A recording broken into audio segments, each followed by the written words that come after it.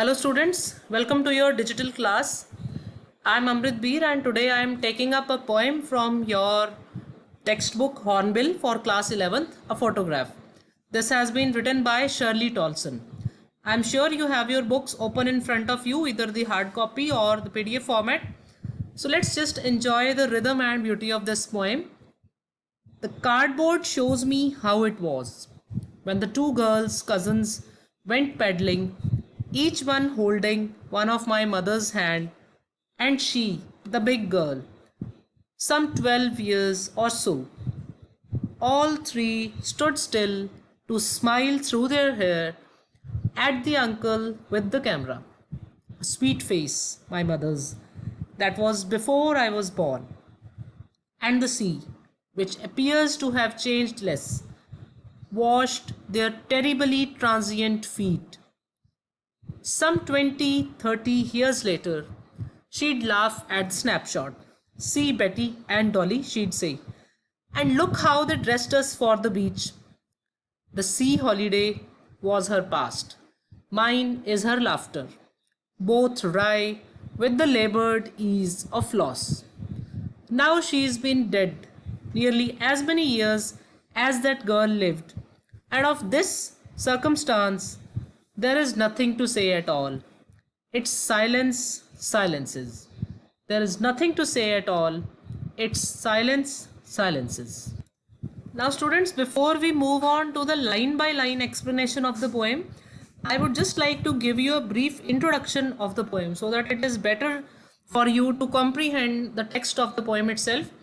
Now, basically, the poet here in this poem, she has described how deeply she feels the loss of her mother, right? Her mother has been dead now for more than around 12 years.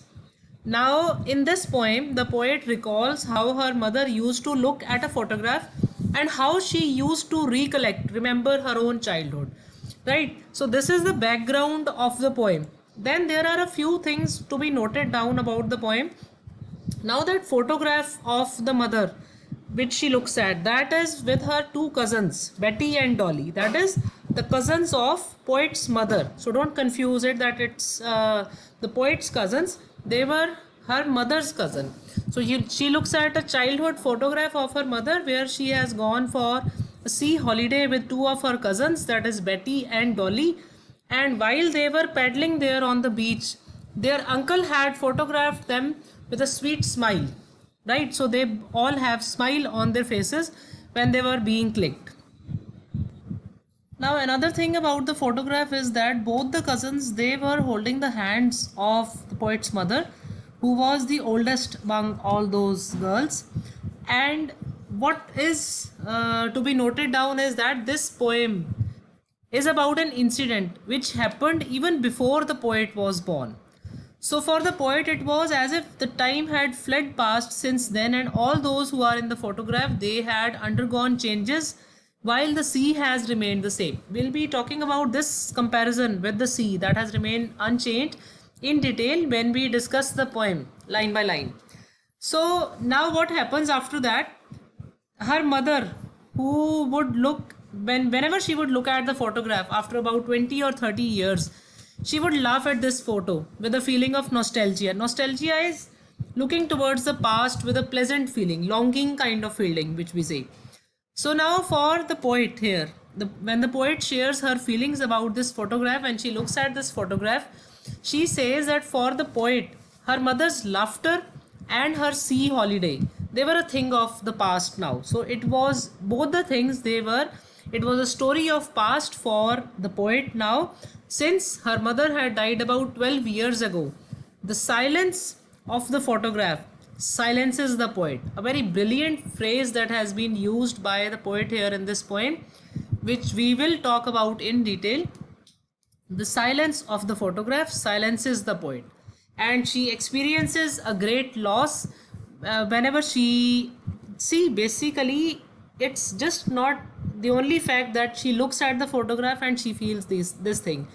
This is just a way of expression, and in this case the means of expressing is that particular photograph.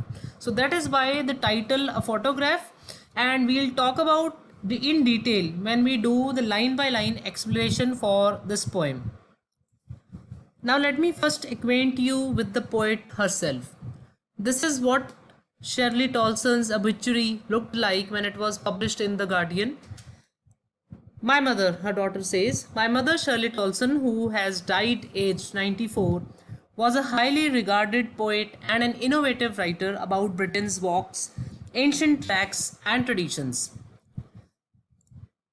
Her poetry was broadcast and published in journals The Listener, Tribune, Ambit, and Outposts, in a book, Shadows in an Orchard, published in 1960, and in a poetry collection, a group anthology published in 1963, edited by Phillips Hobsbawm and Edward Lucy Smith.